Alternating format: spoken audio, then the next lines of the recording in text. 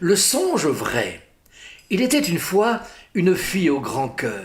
Elle était très bonne, assurément, aimable, serviable, sensible, trop sensible même, inquiète d'un rien.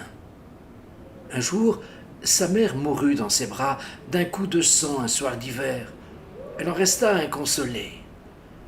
Le printemps revint, mais pas pour elle, qui ne cessait de pleurer. Qu'elle ouvre une armoire, qu'elle revoit un vêtement de la défunte, qu'une voisine évoque le temps passé, elle pleurait, elle ne cessait de pleurer.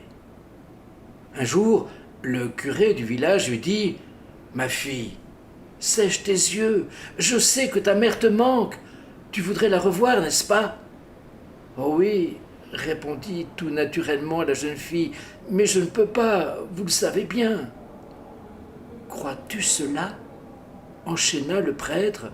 Je puis te conduire au seuil du village des morts. Couche-toi ce soir, à minuit, et croise les mains sur le ventre. Par la vertu du talisman que je te confie, tu partiras en songe vrai, et tu nous reviendras vivante. Le soir venu, à l'heure dite, la jeune fille s'exécute, chandelle éteinte, yeux fermés, et la voici qui s'élève vers un village inconnu. Elle y voit des gens qui vont et qui viennent par les rues pavées. Des hommes jouent au domino à la terrasse d'une auberge. Elle n'ose pas parler à ses morts. Elle cherche sa mère, l'appelle, toute timide, à voix d'enfant. Elle la voit enfin, courbée, sur deux grands seaux d'eau qu'elle traîne au bout des bras, pleins à ras-bord.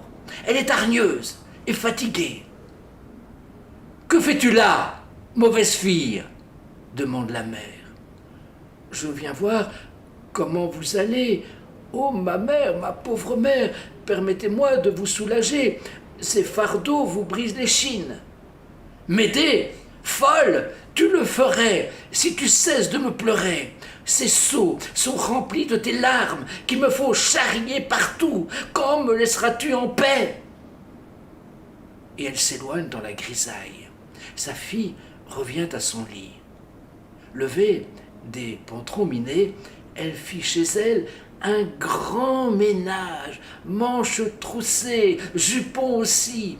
Elle avait compris, tout compris. Le comte n'en dit pas plus, et nous non plus.